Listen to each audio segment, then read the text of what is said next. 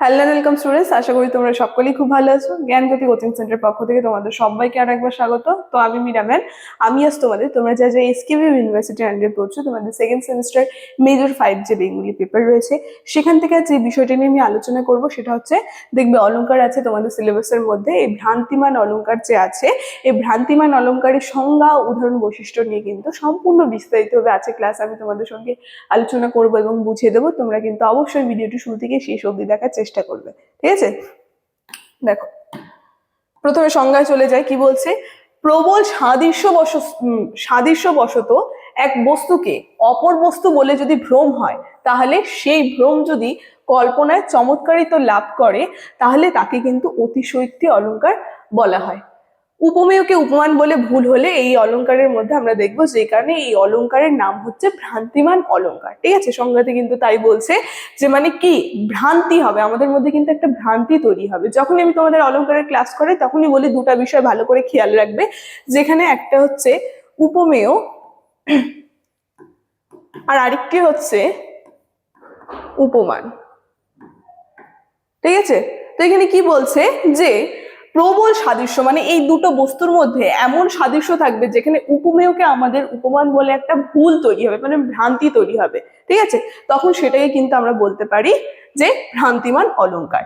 বলছে কি, এখানে উদাহরণে বলেছে, তাই তোমার মুখে গুনগুনিয়ে ভ্রমণ এলো, যেখানে কোমল বলে ভুল করে সে স্পর্শ ছাড়ালো, আমারও ঈর্ষা জাগলো। উদাহরণে আরো বলতে পারি আমরা যে সোনার বালিকায় মেঘের সাথে মেঘের মিল স্থাপন করা, তার সঙ্গে বনের পথে চলন্ত বাঘের মতো, মানে বনের পথে চলন্ত বাঘ, মানে এই যে বনের পথ, এই বনের পথ দেখে যেন মনে হচ্ছে চলন্ত বাঘের মতো।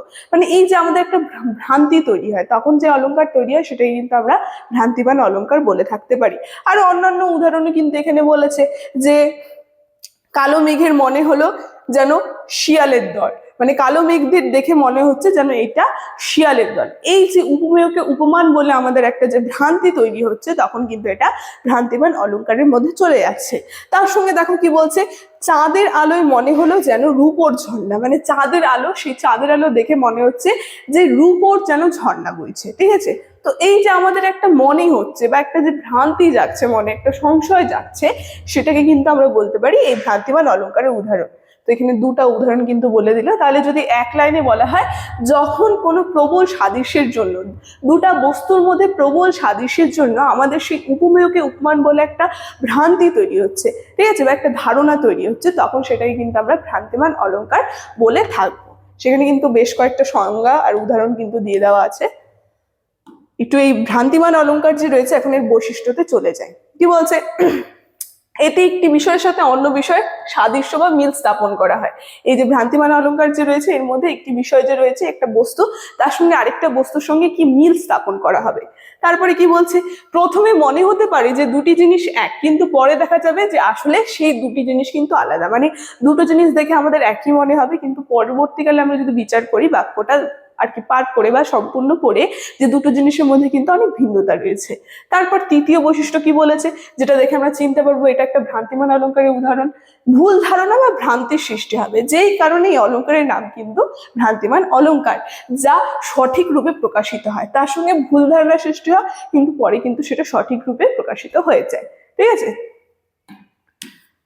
তো এই যে ভ্রান্তিমান অলংকার যে রয়েছে, এর সংজ্ঞা, উদাহরণ, বৈশিষ্ট্য তোমরা দেখে না পারলে পরে সম্পূর্ণ নিয়ে কিন্তু আজকের ক্লাসে আমার এতটাই আলোচনা ছিল। আজকের আলোচনা তাহলে আমি এখানেই শেষ করছি। ভিডিওটি শুরু থেকে শেষ অবধি দেখার জন্য থ্যাংক ইউ।